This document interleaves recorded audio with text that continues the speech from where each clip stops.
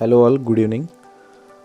सो आज के ऑडियो का रीज़न था कि like how growth business does its growth considering revenue and other aspects as well. So that can be EPS, profits, then stronger balance sheet, stronger cash, reinvesting their capital and so on and so forth. So basically just हम growth के business का नाम लेते हैं तो कुछ stocks ऐसे नज़रों के सामने आते हैं कि जैसे जस्ट एग्जांपल डी मार्ट। सो अभी हमारे ग्रुप में डी मार्ट का डिस्कशन चालू है। So like people are saying यहाँ पे स्टोर खुला है, वहाँ पे स्टोर खुला है, इतने नंबर ऑफ स्टोर उन्होंने पुणे में टोटल खोले हैं या something like that. So guys, so here the thing is like ये डीमार्ट जैसे या पेज इंडस्ट्री जो जॉकी के स्टोर्स हम देखते हैं, मे बी बाकी कोई भी बिज़नेस ले लो आप यानी ग्रोथ ओरिएंटेड आप डीवीज लैब जैसा कोई बिज़नेस ले लो या आप एबॉट जैसा कोई बिज़नेस ले लो, नेस्ले ले लो, हिंदुस्तान यूनिलीवर ले लो। ओके, सो ये बिज़नेस ग्रोथ कैसे डिसाइड करते हैं कि भाई हम इतनी ग्रो करेंगे, इतना ग्रो करेंगे। Okay, so as their business is growing, their profits are growing. Okay, so considering that to maintain the particular ratios, जैसे ROE है, ROC है और बाकी काफ़ी फाइनेंशियल रेशियो है, like market cap to sales हो गया या वॉटेवर, कोई भी आप रेशियो ले लो जो फाइनेंशियली हम देखते हैं। तो ये रेशियो मेंटेन करने के लिए एंड अट्रैक्टिव रखने के लिए वो इतना ही इन्वेस्ट करते हैं, इन्वेस्ट आई मीन टू से एक्सपांशन करते हैं या नया फैक्ट्री खोलते हैं या नया स्टोर खोलते हैं, वो इतना ही खोलते हैं so that their ratios remain attractive. Just example, अगर मान लो डीमार्ट का ROE जो है वो that is return on equity, so formula हमें सबको पता है।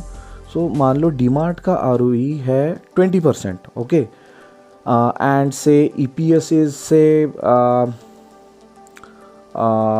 200 रुपीज़। ओके, सो ये खाली 2 पैरामीटर्स कंसिडर करो।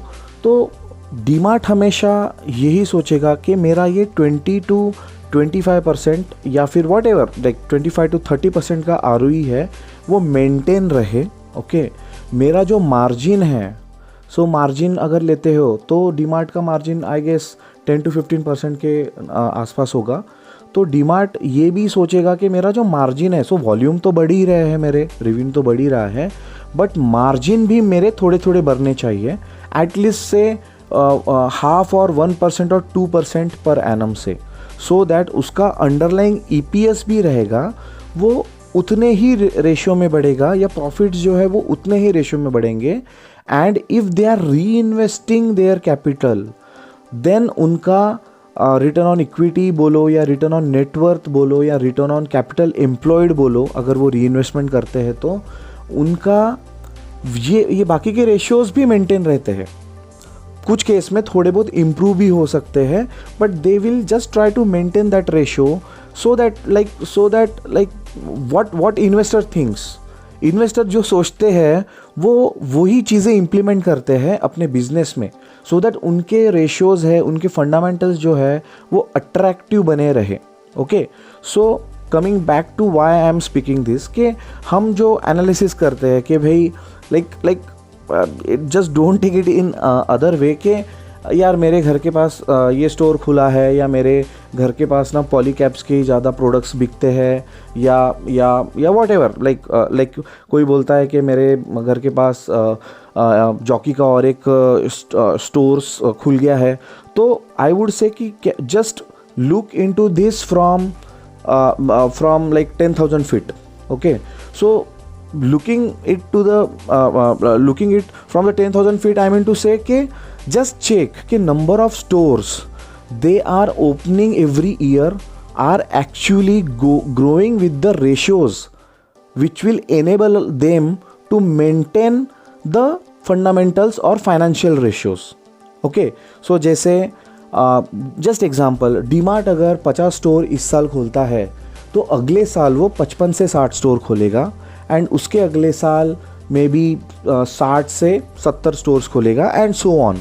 Okay, so in this way only their business or their growth story will be continuing. Okay, so यहाँ पे वो मैनेजमेंट ऑलरेडी बहुत स्मार्ट है and they know how to like they have strong financial guys in terms of like say CFO or their financial or account department के वो उतना या फिर आप ये भी देख लो कि ऑपरेशंस वाले भी जो है उनके या प्री सेल्स वाले भी है, वो इतने स्मार्टर होते हैं कि they know they can predict the things of future considering their past growth and current market situation. Okay, so I would say कि yeah, that is good that you are focusing their growth aspects, but like ये तो transparent ही है, right? सो आप जाके annual report में या PPTs में या कोई एनालिस्ट रिपोर्ट में ये चीज़ें पढ़ सकते हो, ठीक है? So you can focus on this thing, but I would say कि focus on other part which is not visible to the investors. Other part I mean to say the other smaller business which may grow like anything, which have the decent fundamentals, but they may have the greater growth trajectory if we consider the size of the company. Okay, so just example, जैसे अभी डीमार्ट का जो market capitalisation है वो 4 लाख करोड़ का हो गया है. 4 lakh crore. Okay, so to sustain the share price or valuation of that company, they need to grow in the same pace, but again there will be some limitations in the future.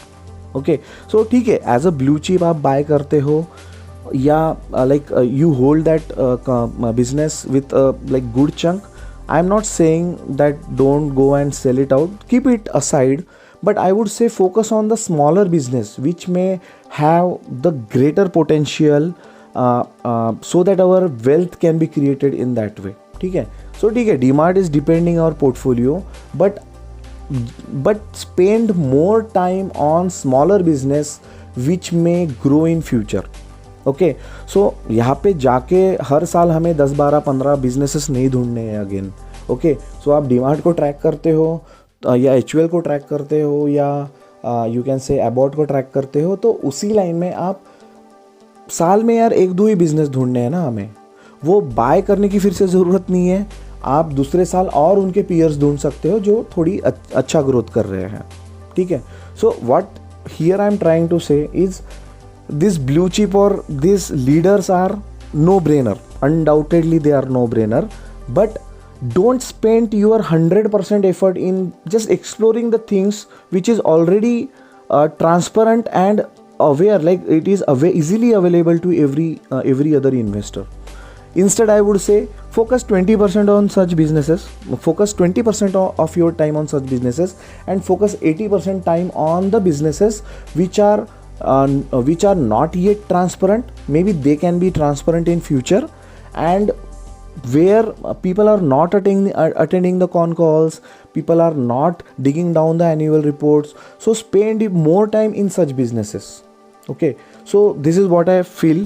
Okay, so yeah, so it's up to you what to take over. Okay, but I would say focus less on the blue chips. Okay, so blue chips पे कब focus करना है? जब आप नए हो, as a investor आप नए हो, आपको आइडिया नहीं है कि डीमार्ट का मॉडल कैसा है, आपको आइडिया नहीं है पेज इंडस्ट्री का मॉडल कैसा है.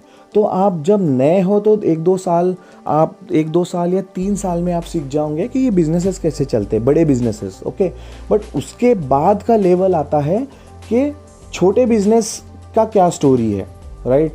यानी छोटे बिजनेस भी कैसे चलते हैं. सो you can refer the framework और what you can say fundamentals of the bigger business, and you can apply same on the smaller business. Okay, so यहाँ पे आपको ये भी देखना है, यहाँ पे फिर से ऑरेंज टू ऑरेंज या एप्पल टू एप्पल मैप नहीं करना है. यहाँ पे आपको ये भी देखना पड़ेगा कि डीमार्ट 20 साल पहले कौन से स्टेज में था, डीमार्ट 15 साल पहले कौन से स्टेज में था, 5 साल और करंटली क्या स्टेज में है. ठीक है? सिमिलरली छोटे बिजनेस को भी आपको वैसे ही पॉइंट करना पड़ेगा कि डीमार्ट जैसे, जस्ट एग्जांपल, अगर कोई कंपनी 5,000 करोड़ की है, ठीक है, तो मे बी वो कंपनी की स्टेज जो होगी वो डीमार्ट के 15 साल पहले की स्टेज हो सकती है। And again considering the aspect के, ठीक है, 15 साल पहले की स्टेज तो वो डीमार्ट के जैसे होगी, बट वो टेक्नोलॉजी डीमार्ट के पास 15 साल पहले अवेलेबल नहीं थी, वो ये स्मॉलर बिजनेस के पास शायद अवेलेबल होगी। बिजनेस जो डीमार्ट ने 15 साल पहले जो ट्राई आउट्स किए थे बिजनेस बढ़ाने के लिए, वो शायद जो यानी ट्राई आउट करके जो फेल हो गया है डीमार्ट, तो ऐसे बिजनेस है शायद ये छोटी कंपनी शायद ट्राई ना करे, क्योंकि उनको पता है कि डीमार्ट फेल हो गया है पास्ट में। So they may not touch such exploration which may go to vain और which may go wasted, then they will be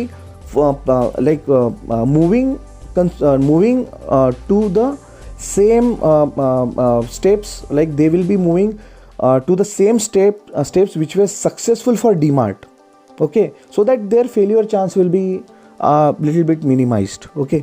so ऐसे हमने काफ़ी बिजनेसेस देखे हैं जो बड़ों के जैसे ही छोटे लोगों ने चालू किया है, but they are much ahead than the bigger business which were at their baby or which were at their child stage, okay।